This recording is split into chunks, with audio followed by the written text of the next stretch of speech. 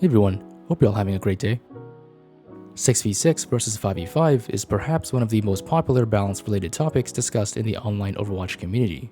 Players on both sides of the argument adamantly insist that their preferred format of the game is objectively better than the other one, for various balance or fun-related reasons. I've unfortunately never had the chance to experience 6v6 in Overwatch 1 myself, so I can't really say much about the balance of 6v6 from experience.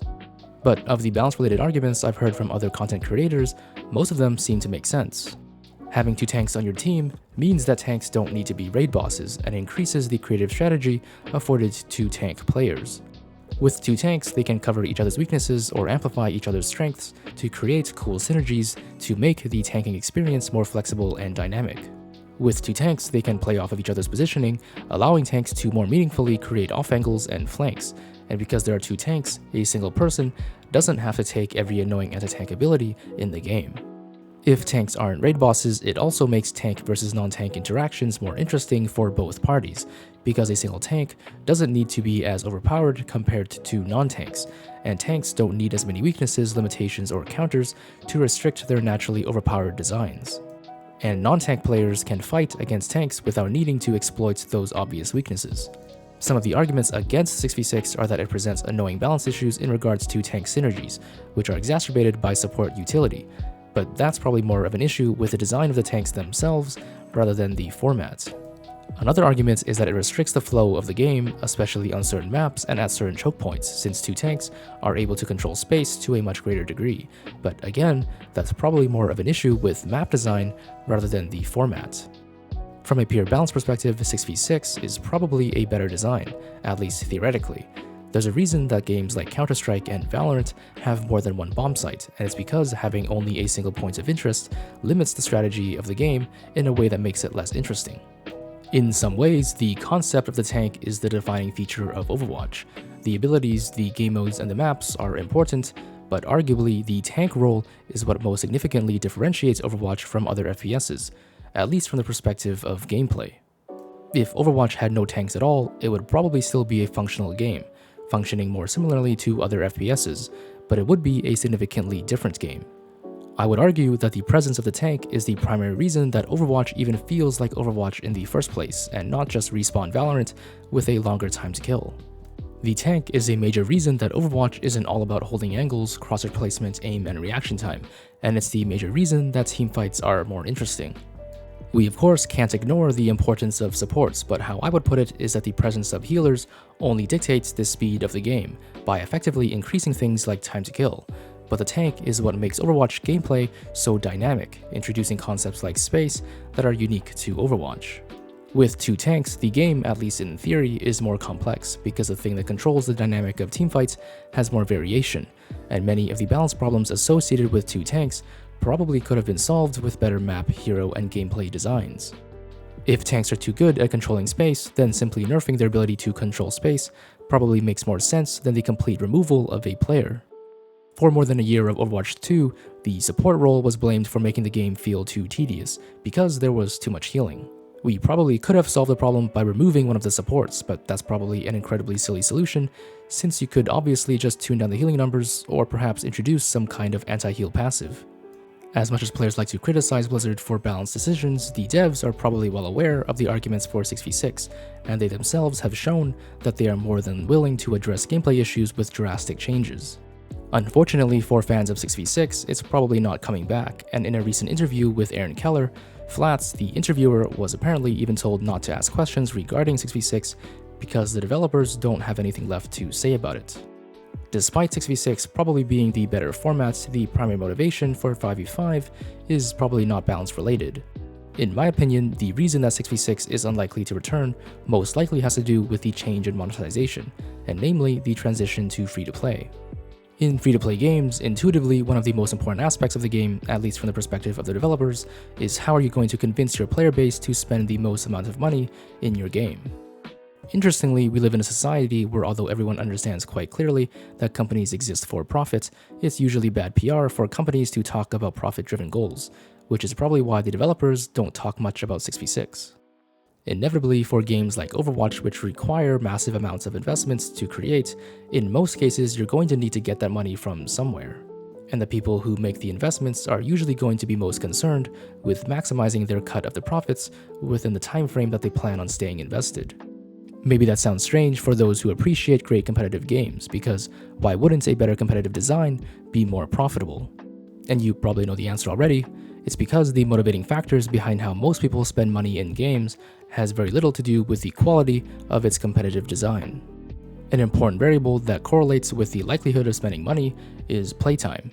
The more time a particular player spends playing the game, the more likely they are to become emotionally attached, and the more likely they are to spend money. And this is true regardless of whether the game is competitively interesting or not. Anything that incentivizes players to spend more time in the game is considered a primary goal of free-to-play. Things like progression systems, challenges, ranked modes, etc. obviously fall into this category. In contrast, anything that disincentivizes players to spend time in the game is considered a bad thing. In particular, optimizing queue times is perhaps the most important reason for why the developers consider 5v5 to be necessary. In an ideal world, the distribution of players who want to play a particular role should perfectly match the distribution of roles in the game. In Overwatch 2, this means you would want 40% of your player base queuing for support, 40% queuing for damage, and 20% queuing for tank. A major limiting factor for queue times is the shortage of players in the least popular role.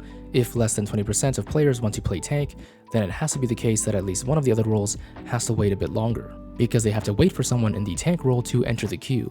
This effect happens so long as there are less than 20% of players queuing for tank, because tank composes 20% of any particular game.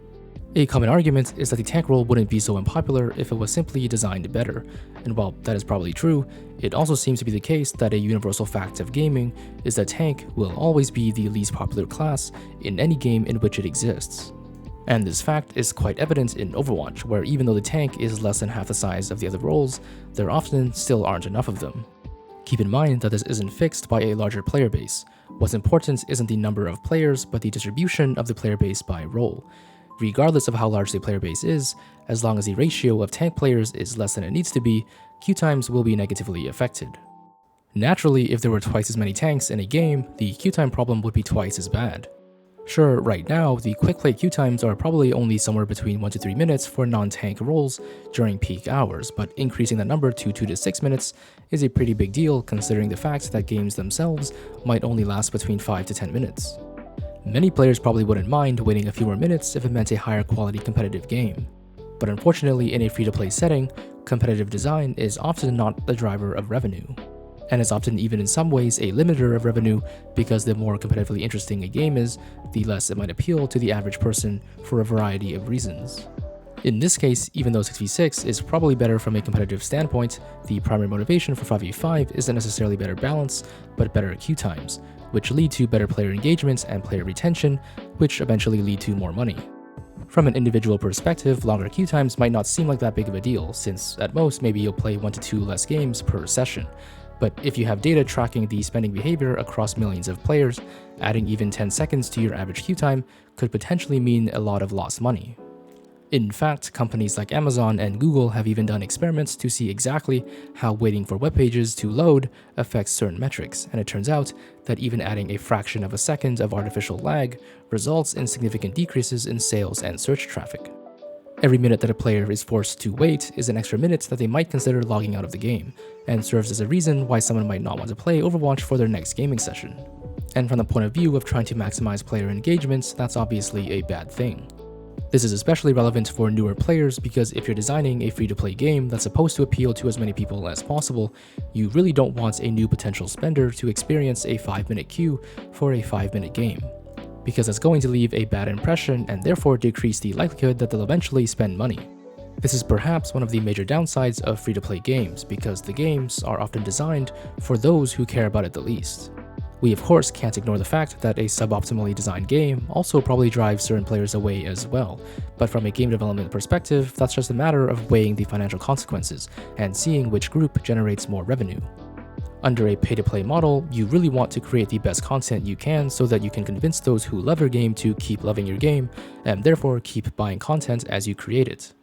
But under a free-to-play model, there's a lot of incentive to only maintain the minimal level of quality required to sustain the revolving door of new players. Player engagement metrics such as how long a player tends to play and how often they play probably decrease exponentially as queue times get longer, which puts a lot of pressure on Blizzard to make sure the queue times are as low as possible. In addition, another phenomenon related to human behavior is that after a certain length of time, people tend to do the illogical thing of resetting the queue if it gets too long, similar to how people tend to refresh web pages if they don't appear to be loading fast enough. And of course, all this does is increase queue times even further, since people are constantly moving themselves to the back of the line. It's conceivable that if 6v6 were to return and the tank experience improves, we might see a rise in tank players, but remember that moving from 5v5 back to 6v6 means that you now need 33% of the player base to want to play tank rather than just 20%. And I'd bet that from Blizzard's perspective, not only is that not likely to happen based on their data, it's mostly not a financial risk worth taking, as they would potentially be doubling queue times for non-tank roles in exchange for maybe a few percent increase in tank players.